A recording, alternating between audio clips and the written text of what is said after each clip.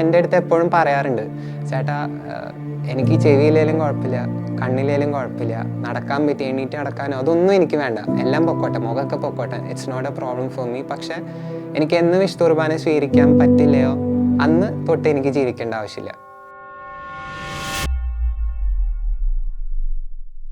എൻ്റെ പേര് അച്ചാമ്മ. ഞാൻ അജ്നയുടെ അമ്മച്ചിയാണ്. ഞാനൊരു സ്കൂൾ ടീച്ചറായിരുന്നു. കളമശ്ശേരി സെൻറ്റ് ജോസഫ് സ്കൂളിലായിരുന്നു ഞാൻ പഠിപ്പിച്ചത്. 28 വർഷത്തോളം അവിടെ പഠിപ്പിച്ചു. അജ്നയുടെ ജന്മം എന്ന് പറയുന്നത് 1994 ഏപ്രിൽ 2-ാം തീയതിയാണ്. മൂത്തയാൾ അജ്മയും അജ്നയും തമ്മിൽ 9 വയസ്സിൻ്റെ വ്യത്യാസമുണ്ട്. അതുകൊണ്ട് തന്നെ അജ്മയ്ക്ക് ഭയങ്കര സന്തോഷമായിരുന്നു അനിയത്തിയെ കിട്ടിയതിൽ. ചെറുതായിരുന്നപ്പോൾ സമയത്തൊക്കെ വരയ്ക്കാനായിരുന്നു ആദ്യം ഒത്തിരി ഇഷ്ടം. അതിൽ മുഴുവൻ വരച്ചു വെക്കുമായിരുന്നു. പിന്നെ സ്കൂളിൽ ചേർത്ത സമയത്താണേലും ഒന്നും നമ്മൾ വീട്ടിലിരുത്തി പറഞ്ഞു കൊടുക്കണ്ട. ഒരു 4th 5th ഒക്കെ ആയി കഴിഞ്ഞപ്പോഴത്തേക്കാണ് പുറത്ത് ചെടികളെ പഠിപ്പിക്കാൻ തുടങ്ങിയത്. ചെടികളെയാണ് പഠിപ്പിച്ച് അങ്ങനെയാണ് പഠിക്കുന്നത്. നോട്ട്ബുക്കുമായിട്ട് തലയിലൊരു തുണിയൊക്കെ ഇട്ട് ഒരു വടിയും പിടിച്ച് ചെടിയുടെ അടുത്ത് പോയി നിൽക്കും. എന്നിട്ട് കുട്ടികളായിട്ട് അവർ കുട്ടികൾ അങ്ങനെയാണ് പിന്നെ പഠിത്തം. പിന്നെ പ്രാർത്ഥനയ്ക്കൊക്കെ വലിയ താല്പര്യമായിരുന്നു. പ്രാർത്ഥിക്കണം, എല്ലാവരും കൂടെ ഇരുന്ന് പ്രാർത്ഥിക്കാനും ഒക്കെ ഒത്തിരി താല്പര്യമായിരുന്നു. പള്ളിയിലൊക്കെ പോയാൽ വളരെ ഭക്തിപൂർവ്വം കുഞ്ഞിലെ പോലും CKC കോൺവെൻറ്റിലാണ് പഠിച്ചത് പൊന്നുരുന്തി. അവിടെ ഒരു ചാപ്പലുണ്ടായിരുന്നു. അവിടെ കിട്ടുന്ന ഇൻ്റർവെൽ ടൈമിലൊക്കെ ഓടിപ്പോകും പ്രാർത്ഥിക്കാൻ വേണ്ടിയിട്ട്. മറ്റുള്ള കുട്ടികളെ ക്ലാസ്സിലെ പറഞ്ഞു കൊടുത്ത് പഠിപ്പിക്കാനൊക്കെ അത് ഭയങ്കര ഇഷ്ടമാണ്. ആർക്കെങ്കിലും പറഞ്ഞു കൊടുക്കുക എന്ന് പറഞ്ഞത് ഭയങ്കര ഇഷ്ടമായിരുന്നു. അപ്പോൾ 10th ഒരു എക്സാം കഴിഞ്ഞ് ഒരു വെക്കേഷൻ തൊട്ടാണ് കണ്ടിന്യൂസ് പള്ളിയിൽ പോക്ക് തുടങ്ങിയത്. അത് പിന്നെ മുടക്കിയിട്ടില്ല. പിന്നെ അവിടുന്ന് പിന്നെ +1 +2 പോയത് സെൻറ്റ് തെരേസ സ്കൂളിലാണ്. അത് കഴിഞ്ഞിട്ടാണ് പിന്നെ SH തേവര കോളേജിലേക്ക് പോകുന്നത്. ഇവരുടെ കോർഡിനേറ്റർ ഉണ്ടായിരുന്ന പുള്ളിക്കാരത്തി ആ 3rd ഇയർ ആയിരുന്നു ഡിഗ്രി. ആ പുള്ളി അതോടുകൂടി പോയി. പിന്നെ ഇവർ 3-4 പേരേ ഉള്ളൂ. അപ്പോൾ ആ സ്ഥാനം അജ്നയ്ക്ക് കൊടുത്തിട്ടാണ് പുള്ളിക്കാരത്തി പോയത്. അജ്ന ഇങ്ങനെ ഉച്ചയ്ക്ക് സമയത്ത് ഫുഡ് കൊണ്ടുപോകത്തില്ല. തിങ്കളാഴ്ച ദിവസം ഇവർക്ക് അവിടെ മീറ്റിംഗ് ഉള്ളത്. ആ ദിവസം ഫുഡ് കൊണ്ടുപോകത്തില്ല. അപ്പോൾ പറയുന്നത് എനിക്ക് കഴിച്ചുകൊണ്ടിരുന്നാൽ ശരിയാകത്തില്ല, പിള്ളേരെയൊക്കെ വിളിക്കണം എന്നും പറഞ്ഞിട്ട് ഇങ്ങനെ പോയി നിന്ന് ഓരോരുത്തരെ വിളിച്ച് മീറ്റിങ്ങിന് വരാൻ വേണ്ടിയിട്ട്. രാവിലെ ചെന്നാലും അവിടുത്തെ ചാപ്പലിൽ ഒരു സ്ഥലമുണ്ട് ബാക്കിൽ, അവിടെ പോയിരുന്ന് പ്രാർത്ഥിക്കും. ഉച്ചയ്ക്കാണേലും ഫുഡ് വേഗം കഴിച്ചിട്ട് ഓടിപ്പോയി അവിടെ ഇരുന്ന് പ്രാർത്ഥിക്കും. പ്രാർത്ഥന ഭയങ്കര പ്രാധാന്യമായിരുന്നു. അതായിരുന്നു ബലം. അതുപോലെ തന്നെ ഒരു ബൈബിൾ വായന. പഠിച്ചില്ലെങ്കിലും ബൈബിൾ വായിക്കാതെ പോകത്തില്ല. അത് ഭയങ്കര ഇഷ്ടമുള്ള കാര്യമായിരുന്നു. കുഞ്ഞിലേ തൊട്ട്, അതായത് ആ LKG തൊട്ട് അവസാനം അവിടെ ടീച്ചർ ആയിട്ട് ഇറങ്ങുന്നിടം വരെയും എന്തുണ്ടെങ്കിലും അത് വീട്ടിൽ വന്ന് പറയും. എൻ്റെ പേര് ക്രിസ്റ്റഫർ എന്നാണ്. വീട് തൃശ്ശൂരാണ്.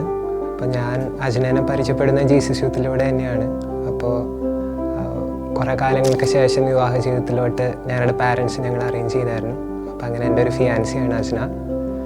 പ്രസൻ്റ്ലി ഞാനിപ്പോൾ ദൈവവിളി സ്വീകരിച്ച് അതിൻ്റെ പരിശീലനത്തിലാണ്. ഞങ്ങൾ പരിചയപ്പെടുന്ന ജീസസ് യൂത്തിൻ്റെ മ്യൂസിക് മിനിസ്ട്രിയിലൂടെയാണ്. എവിടെയെങ്കിലുമൊക്കെ എന്തെങ്കിലും പ്രോഗ്രാംസ് ഉണ്ടെങ്കിലൊക്കെ വിളിക്കും. അപ്പോൾ ഞാൻ അന്ന് ഡ്രമ്മറായിരുന്നു. അപ്പോൾ ഡ്രംസിനെ എന്നെ വിളിക്കും, പാട്ടുപാടാൻ അജ്നനെ വിളിക്കും. വിജയ് എന്ന് പറയുന്നൊരു ഫ്രണ്ട് ഉണ്ടായിരുന്നു. അപ്പോൾ അവനും കുറച്ച് പേർക്കൊക്കെ കൂടി കർത്താവ് ഒന്ന് 1 സ്റ്റെപ്പ് അഹെഡ് നീങ്ങണം എന്നുള്ള നിലയ്ക്ക്. അപ്പോൾ ഞങ്ങളൊരു ടീം പോലെയായി. ഞങ്ങളുടെ വീക്കെൻഡ്സൊക്കെ ഒരുമിച്ച് ഗ്യാദർ ചെയ്യായിരുന്നു, പ്രാക്ടീസ് ചെയ്യാനും. പിന്നെ ഇതുപോലൊരു ജീസസ് യൂത്തിൻ്റെ വുമൻസ് കോൺഫറൻസ് ഉണ്ടായിരുന്നു. അപ്പോൾ ആ വുമൻസ് കോൺഫറൻസിൻ്റെ മ്യൂസിക് ടീമിനെ ഓർഗനൈസ് ചെയ്യാനായിട്ട് അജ്നയ്ക്കായിരുന്നു ഉത്തരവാദിത്വം കൊടുത്തിരുന്നത്. അപ്പോൾ ഞങ്ങൾ രണ്ടുപേരും ആ കാലഘട്ടങ്ങളിൽ all Kerala music ministry start ചെയ്തായിരുന്നു റിനോയ് ചേട്ടൻ്റെ നേതൃത്വത്തിൽ. അപ്പോൾ അതിൽ തൃശ്ശൂരിൽ നിന്ന് ഞാനുണ്ടായിരുന്നു, അതുപോലെ അജ്ന എറണാകുളത്തിൽ നിന്ന് ഒരു 7-8 പേരുടെ ടീം. അപ്പോൾ അതിൽ അജ്നയ്ക്ക് കൊടുത്തിരുന്ന റെസ്പോൺസിബിലിറ്റി ആയിരുന്നു ഈ വുമൻസ് കോൺഫറൻസിന് മ്യൂസിക് ടീം ഓർഗനൈസ് ചെയ്യണം. അപ്പോൾ മൊത്തത്തിൽ പെൺകുട്ടികൾ മാത്രമുള്ള ഒരു മ്യൂസിക് ടീം. അപ്പോൾ അത് ഓർഗനൈസ് ചെയ്യാനായിട്ട് അജ്നനെ വിളിച്ചു. ഒപ്പം മ്യൂസിക്കലി അവരെ ഒന്ന് ഗൈഡ് ചെയ്യാനായിട്ടും ട്രെയിൻ ചെയ്യാനായിട്ട് എന്നെയും വിളിച്ചിരുന്നു. അപ്പോൾ ആ കാലഘട്ടങ്ങളിലാണ് കുറേ കൂടി അജ്നയായിട്ട് സംസാരിക്കാനും, കാരണം ഒരുമിച്ച് ഡിസ്കസ് ചെയ്യണമായിരുന്നു. സോ അജ്നയുടെ അമ്മച്ചി ഉണ്ടാവും. അപ്പോൾ വിളിച്ചാലും അജ്നയുടെ അമ്മച്ചി കോൾ എടുക്കും. അപ്പോൾ ഞങ്ങൾ 3 പേരും കൂടി ഇരുന്നൊക്കെ ഡിസ്കസ് ചെയ്യും. അപ്പോൾ അങ്ങനെയാണ് അജ്നയെ പറ്റി എനിക്ക് കൂടുതൽ അറിയാൻ പറ്റിയത്. സോ ഞങ്ങളെ സംബന്ധിച്ച് ജീസൂത്തിൽ ചെറുപ്പം തൊട്ടേ ഞങ്ങൾ ശുശ്രൂഷ ചെയ്യുന്നുണ്ട്. അപ്പോൾ നമ്മുടെ ഒരു സിംഗിൾ ലൈഫിൽ നമുക്ക് കർത്താവിന് കൊടുത്തതിനൊരു പരിധി ഉണ്ടായിരുന്നു. We could have done more. അപ്പോൾ നമുക്ക് ആ ഒരു കുഞ്ഞൊരു ഗിൽറ്റ് ഫീലിംഗ് ഉണ്ട്. മാരീഡ് ലൈഫിലോട്ട് എൻ്റർ ചെയ്യുമ്പോൾ അത് അത്രയും ബ്യൂട്ടിഫുൾ ആയിട്ട് കർത്താവിന് ശുശ്രൂഷ ചെയ്യുന്ന ഒരു മേഖലയായിരിക്കണം. അപ്പോൾ ഒത്തിരി പ്രാർത്ഥിച്ച് അതിലോട്ട് കടക്കണം എന്നുണ്ട്. ജസ്റ്റ് വിവാഹം ഉറപ്പിച്ച് അടുത്ത മാസം തന്നെ കല്യാണം അങ്ങനെയല്ല. ഞങ്ങളുടെ ആഗ്രഹം ഒരു 1-2 കൊല്ലം പ്രാർത്ഥിച്ച് അത്രയും കൃപ നേടിയിട്ട് കടക്കണം എന്നുണ്ടായിരുന്നു. സോ ഈ ഒരു വെയിറ്റിംഗ് പീരീഡിലായിരുന്നു ഈ ഒരു അസുഖം അജ്നയുടെ ലൈഫിലോട്ട് വരുന്നത്. But we were also kind of prepared. എനിക്ക് ഓർമ്മയുണ്ട്, ഞാൻ അജ്നയോട് വിവാഹത്തിലോട്ട് ക്ഷണിക്കാനായിട്ട് കാര്യങ്ങൾ പറയുമ്പോൾ out of nowhere I just told her, Ajna നമുക്ക് 1-2 കൊല്ലം മുൻപോട്ടുണ്ട്, നമുക്കറിയില്ല, anything can happen, because whatever happens is God's will. പക്ഷേ if God is allowing us at least ഒരു ദിവസമെങ്കിലും ഈശോ നമ്മൾ അനുവദിക്കുകയാണ് ജീവിക്കാൻ കല്യാണത്തിന് ശേഷം. ആ ഒരു ദിവസം നമുക്ക് കർത്താവിനെ അത്രയും മഹത്വപ്പെടുത്തി ജീവിക്കണം.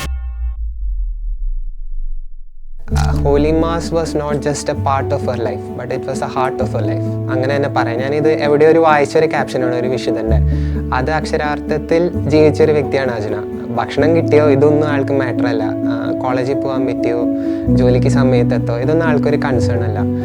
I think most of us കേട്ടിട്ടുണ്ടാവും ഒരു കഥ. ഇവൻ ട്രിപ്പിനായിട്ട് കോളേജിൽ നിന്ന് വിളിക്കുന്ന സമയത്ത് ഹർ ഫസ്റ്റ് കൺസേൺ വാസ് അവിടെ വിശുദ്ധ കുർബാന കിട്ടുമോ എന്നുള്ളതാണ് ആളുടെ ഫസ്റ്റ് കൺസേൺ.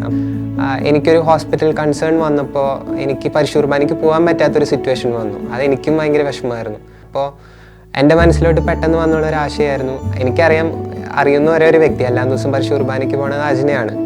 അപ്പോൾ ഐ ആസ്ക്ഡ് അജ്ന, അതായത് അജ്ന ഇന്ന് പോകുമ്പോൾ ഒന്ന് ഫോണും കൂടി കൊണ്ടുപോകും, എന്നിട്ട് പരിശുദ്ധ കുർബാന മധ്യേ ഫോണിൽ വിളിക്ക്, ഞാൻ മൈക്ക് ഓഫ് ആക്കിയിടാം. അപ്പം അങ്ങനെ അജ്ന കുർബാനയ്ക്ക് പോയി അവൾ സ്പീക്കറിൻ്റെ സൈഡിൽ പോയി നിൽക്കും.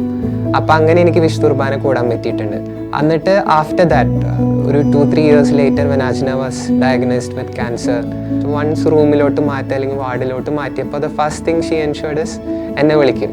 അപ്പോൾ ഞാൻ പരിശുദ്ധ കുർബാനയ്ക്ക് പോകുമ്പോൾ ഞാനും മൊബൈൽ എടുക്കും, സ്പീക്കറിൻ്റെ സൈഡിൽ പോയി നിൽക്കും. ആ സമയത്ത് എനിക്കായിരുന്നു ആ ഒരു ഭാഗ്യം കിട്ടിയിരുന്നത്. അപ്പോൾ അവൾ ഹോസ്പിറ്റലിൽ ബാക്കിയുള്ള ദിവസം രാവിലെ കറക്റ്റ് വിളിക്കും, പരിശുദ്ധ കുർബാന കൂടും. ചിലപ്പോൾ കാലം മയങ്ങിപ്പോവും സെഡേഷനിൽ, പക്ഷേ ഞെട്ടി എണീറ്റിട്ട് വേഗം കുർബാന അറ്റൻഡ് ചെയ്യും.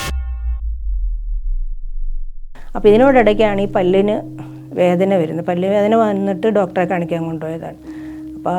അപ്പോൾ ഡോക്ടറോട് പറഞ്ഞു എനിക്കിങ്ങനെ ഇവിടെ ഒരു മരവിപ്പുണ്ടെന്ന് പറഞ്ഞു. അപ്പോൾ ഡോക്ടർ പറഞ്ഞു അവിടെ ഒരു സർജൻ വരും, സർജനെ ഒന്ന് കണ്ടിട്ട് പോകാൻ മതിയെന്ന് പറഞ്ഞു. അങ്ങനെ സർജനെ കാണാൻ നിന്നു. സർജനെ കണ്ടപ്പോൾ സർജനാണ് ഡൗട്ട് തോന്നിയിട്ട് ഇങ്ങനെ ആദ്യം ഈ മുണയുടെ അവിടെ നിന്ന് പല്ലിൻ്റെ അകത്തുനിന്ന് എന്തോ കുത്തിയെടുത്ത് ലിസി ഹോസ്പിറ്റലിൽ കൊടുത്തു. അപ്പോൾ പക്ഷേ അതിനകത്ത് പ്രശ്നമൊന്നുമില്ലായിരുന്നു. പിന്നെ സർജൻ പറഞ്ഞു അവിടെ സ്പെഷ്യലിസ്റ്റ് ഹോസ്പിറ്റലിൽ അഡ്മിറ്റ് ആകാൻ പറഞ്ഞു. അങ്ങനെ അഡ്മിറ്റായി മോണേന്ന് അവർ എടുത്തു, ഞങ്ങളെ വിളിപ്പിക്കുന്നത് അങ്ങോട്ട്. അപ്പോൾ അവിടെ ചെല്ലുമ്പോഴാണ് ഡോക്ടർ പറയുന്നത് ഇങ്ങനെ.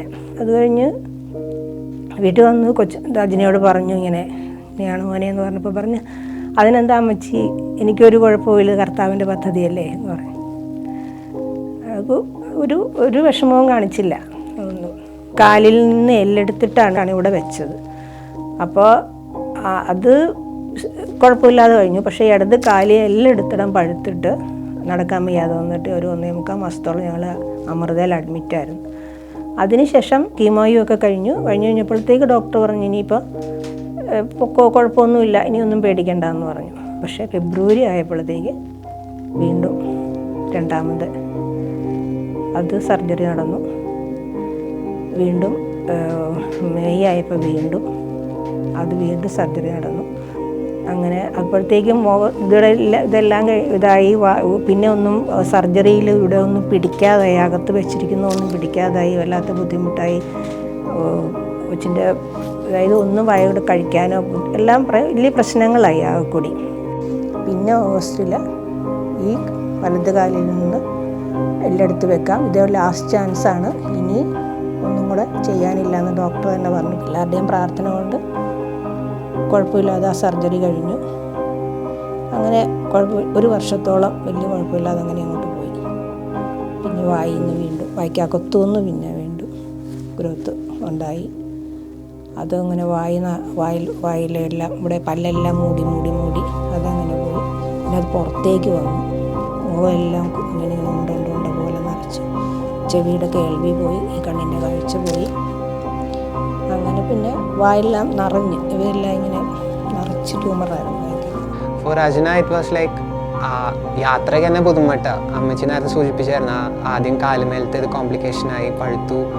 കാലൊന്ന് നിലത്ത് കുത്തുമ്പോൾ ഹീല് നിലത്ത് മുട്ടില്ല. ഹീല് നിലത്ത് മുട്ടണമെങ്കിൽ ആ സർജറിയിൽ കട്ട് ചെയ്തെടുത്ത ആ ഭാഗം മൊത്തം ഇലോങ്ങേറ്റ് ആവും. അങ്ങനെ ലെഗ് ഫോം ആയിപ്പോയി. അപ്പോൾ ആ വേദന സഹിച്ച് നടന്നിട്ടായിരുന്നു ആള് പരിശുർബാനയ്ക്ക് പോയിരുന്നത്. അപ്പോൾ ആ കറക്റ്റ് സമയത്ത് പോയില്ലെങ്കിൽ പോകാനും പറ്റില്ല. ഒറ്റ ദിവസം പോലും പരിശുർബാന മുടക്കില്ല. അപ്പോൾ മുടക്കില്ല എന്നുള്ളത് ഇസ് ജസ്റ്റ് വൺ പാർട്ട്. അതിൻ്റെ നെക്സ്റ്റ് ലെവലാണ് പബ്ലിക്കിൻ്റെ മുമ്പിൽ ഇങ്ങനെ മൂക്കിക്കൂടെ ഒഴിച്ചു കൊടുക്കാൻ പറ്റില്ല. ട്യൂബ് ആദ്യം മൂക്കിക്കൂടെയായിരുന്നു. സോ അമ്മച്ചി പറഞ്ഞ പോലെ സങ്കീർത്തിയിൽ പോയി അച്ഛൻ ഗ്ലാസ്സിൽ അലിയിപ്പിച്ച് ഒഴിച്ചു കൊടുക്കുന്നു ഈശോനെ. അപ്പോൾ അറ്റ് എനി പോയിന്റ് ഒരിക്കൽ പോലും ഒന്നും തന്നെ മാനസികമായിട്ടുള്ള ഒരു ബലഹീനതയും ഈശോയെ സ്വീകരിക്കുന്നതിൽ നിന്ന് അച്ഛനെ തടസ്സപ്പെടുത്തിയിട്ടില്ല.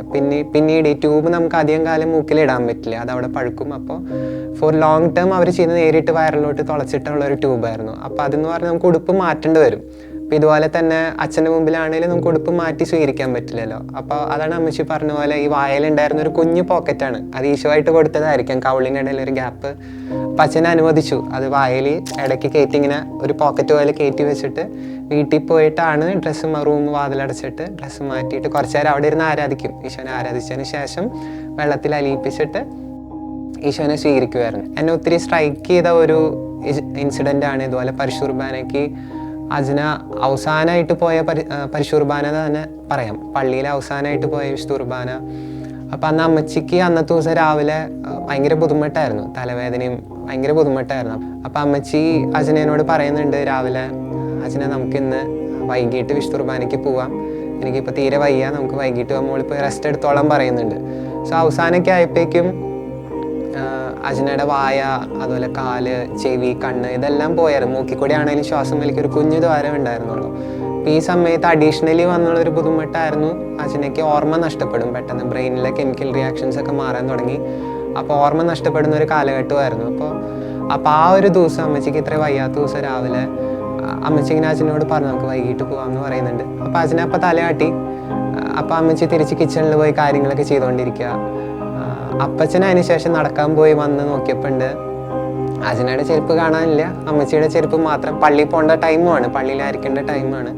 അപ്പോൾ തിരിച്ച് ചെന്ന് നോക്കുമ്പോഴാണ് മുകളിൽ അജനയില്ല, അജനനെ കാണാനില്ല. അപ്പോഴാണ് മനസ്സിലായത് ആളിറങ്ങിപ്പോയി, ഡ്രസ്സൊക്കെ മാറി സ്വയം ഇറങ്ങിപ്പോയി.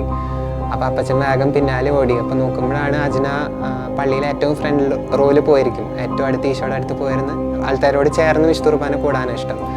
ആ സമയം എന്നൊക്കെ പറഞ്ഞാൽ അജനയ്ക്ക് ജസ്റ്റ് അത്രയും എക്സോസ്റ്റഡ് ആയ സമയം, കീമോവും ഫൈനൽ സ്റ്റേജസ് ആണല്ലോ. അപ്പോൾ കഷ്ടിച്ച് 30 കിലോ ഭാരം തന്നെയുള്ളൂ, ഒരു കാറ്റടിച്ചാൽ തന്നെ ആൾ വീഴും. എപ്പോഴും അമ്മച്ചിയുടെ കൈമ പിടിച്ചിട്ട് പോകുന്ന ആൾ അന്ന് ആളുടെ തലയിൽ ആ സമയത്ത് ഒരേ ഒരു ചിന്തയുള്ള, രാവിലെ ഈ സമയം എനിക്ക് പരിശുർബാന കൂടാനുള്ളതാണ്. അപ്പോൾ എന്തുണ്ടായെന്ന് പറഞ്ഞാൽ വൈദികനും ഓൾട്ടർ ബോയ്സും കുർബാന തുടങ്ങാനായിട്ട് ആൾത്താരമ്മയ്ക്ക് കയറിയപ്പോഴേക്കും വീണ്ടും ഓർമ്മ നഷ്ടപ്പെടുവാണ്, ആൾക്ക് കണ്ണൊക്കെ ആകെ ബ്ലാങ്കായി പോവാണ്, കാഴ്ച മൊത്തത്തിൽ നഷ്ടപ്പെടുക.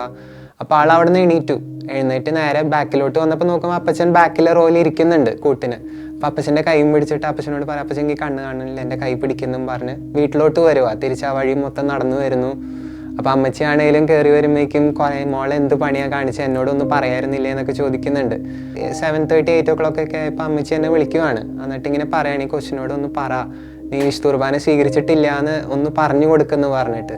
അപ്പോൾ സംഭവം എന്താന്ന് പറഞ്ഞാൽ അജ്ന വിചാരിച്ചത് അജ്ന പരിശുർബാന സ്വീകരിച്ചു എന്നാണ്. അപ്പോഴാണ് അമ്മച്ചി ഒന്ന് പറഞ്ഞു കൊടുക്കും, മോനെ ഈശോനെ സ്വീകരിച്ചിട്ടില്ല.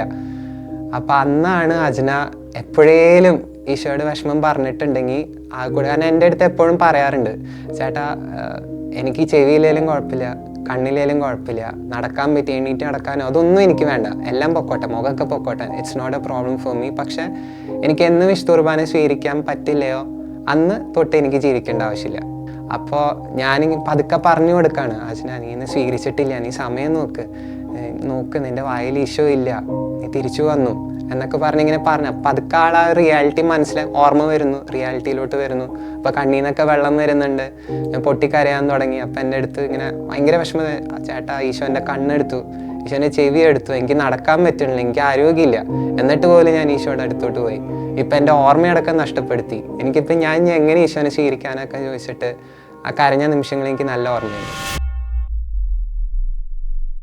പിള്ളേർ പറയും ജിസുത്തെ പിള്ളേരായിരിക്കാം, അങ്ങനെയുള്ള പിള്ളേർ വന്നിട്ട് പറയും ഞങ്ങൾ അജൻ ചേച്ചിയുടെ അടുത്ത് പോകാറുണ്ട്, അതിന് ചേച്ചി കാരണമാണ് ഞങ്ങളിപ്പോൾ പള്ളിയിൽ പോണത്, ഞങ്ങൾ പള്ളിയിലൊന്നും പോകാറില്ലായിരുന്നു, ഇപ്പോൾ ഒറ്റ ദിവസം കുർബാന മുടക്കാതെ ഞങ്ങൾ ഓർക്കാറില്ല, ഞങ്ങൾ പോകാറുണ്ട്. കേൾക്കുമ്പോൾ ഒത്തിരി സന്തോഷം തോന്നും അങ്ങനെ അവരൊക്കെ ആ ഒരു രീതിയിലേക്ക് വന്നതിൽ. അജ്നയുടെ ലൈഫിൻ്റെ ഒരു മെയിൻ സംഭവം എന്ന് പറഞ്ഞാൽ ഷി വാസ് ടു ഹംബിൾ. ഈശോയെ സ്വീകരിച്ച് കഴിഞ്ഞ് ഈശോയുടെ ക്യാരക്ടർ സ്വന്തം ലൈഫിൽ ഇംപ്ലിമെൻറ്റ് ചെയ്യുക. No matter how talented you are or how high you are in society, make sure you are most humble.